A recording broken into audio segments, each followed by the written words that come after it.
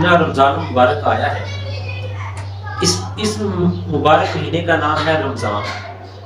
اور رمضان جو مہینہ ہے اس کا جو مادہ نکلتا ہے وہ ہے رمز،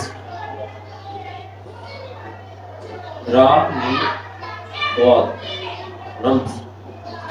اچھا، اب جو یہ رمز لفظ ہے اس کا معنی کیا ہے؟ گرمی۔ رمز لفظ کا معنی ہے گرمی۔ اچھا، یا گرم یا گرمی، یہ دو۔ گرمی کا کارن آپ اس کی مثال، اب آپ یہ دیکھیں کہ جو رمضان مبارک کا مہینہ ہے اس کا نام ہے رمضان، اور رمضان رمز سے ہے، اور رمز کا مطلب ہے گرم۔ آپ نے کبھی گندا لوہا دیکھا؟ زنگ لوہا، اس کو جب آگ کی مٹی میں ڈالا جاتا ہے تو اس کی گرمی کی شدت سے وہ صاف ہو جاتا ہے۔ ایسا ہی ہے کہ اس کو اس مٹی میں ڈال دیا جائے تو وہ صاف ہو جاتا ہے، پھر اس کا آکار بدل کر کوئی ایک نئی صورت دے کے اس کو قیمتی کر دیا جاتا ہے۔ ایک برتن بنا دیا تو قیمتی ہو گیا، پہلے اس کی اتنی نہیں تھی قیمت، تو اس کو آگ میں ڈالا جاتا ہے تاکہ اس کے اندر سے وہ گندگی نکل جائے، لوہے کے اندر سے گندگی نکل جائے، لوہا صاف ستھرا ہو۔ اچھا، اب وہ جو لوہا ہے اس سے وہ کوئی بھی چیز بنا سکتے ہیں جو زیادہ قیمت پہ سیل ہو۔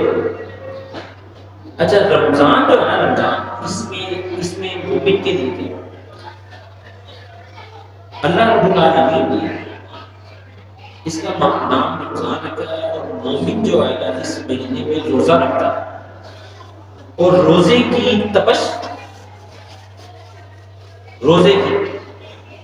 اب وہ روزہ رکھتا ہے اور روزے میں وہ بھوک اور پیاس کی آگ میں جلتا ہے، اور جب وہ بھوک اور پیاس کی آگ میں جلتا ہے تو جل جل کے اللہ رب العالمین اس کے دل کو وہ جو زنگ لگا ہے نا، تو جو زنگ لود ہو چکا ہوتا ہے اس کا دل،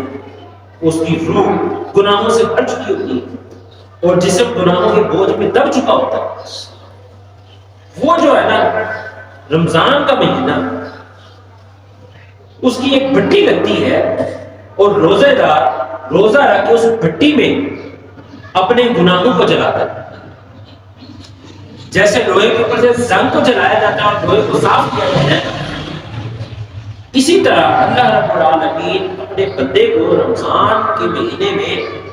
بھوک اور پیاس کی بھٹی میں پھینکتا ہے، اس میں جلا کر اس کو صاف کرتا ہے، اس کی روح کو بھی صاف کر دیتا ہے، اس کے جسم کو بھی پاک کرتا ہے، اس کے دل کو بھی صاف اور ستھرا کر دیتا ہے، وہ دن جس پہ خالق کائنات اپنی نگاہ فرماتا ہے۔ تو انسان جب اپنے آپ کو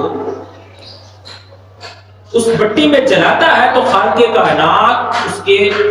گناہوں کو جلا کر خاک کر دیتا ہے، اور اس کے جسم کو جو گناہوں کے بوجھ میں دب چکا تھا اللہ رب العالمین اس کو وہاں سے آزادی عطا کرتا ہے، اور وہ روح جو 11 مہینے گناہ کر کے اللہ کی نافرمانی کر کے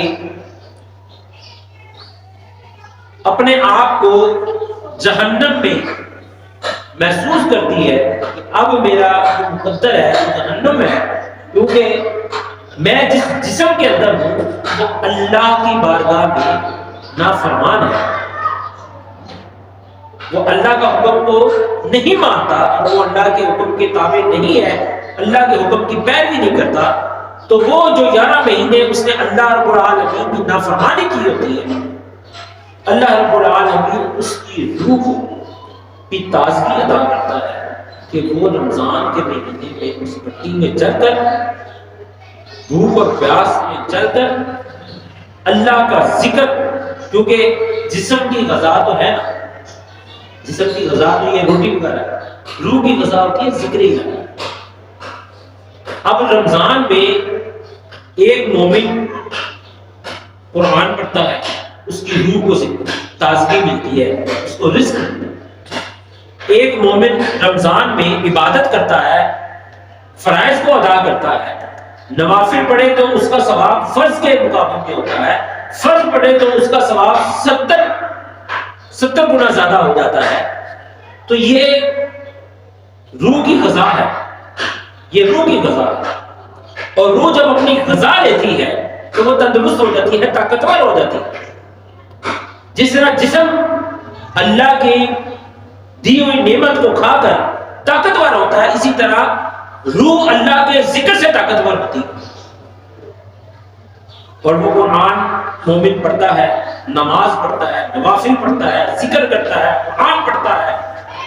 اور توبہ طائب کرتا ہے،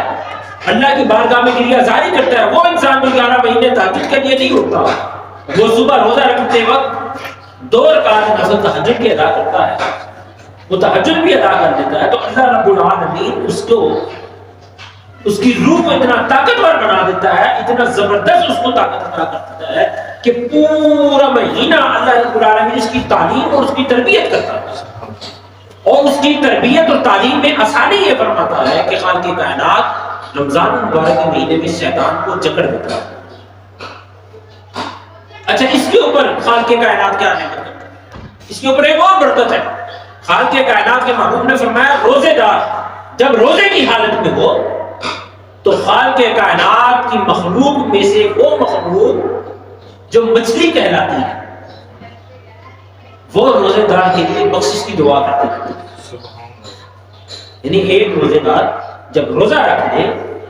تو مچھلیاں جو ہے نا پانی کے اندر مچھلیاں اس روزے دار کے لیے بخشش کی دعا کرتی ہیں۔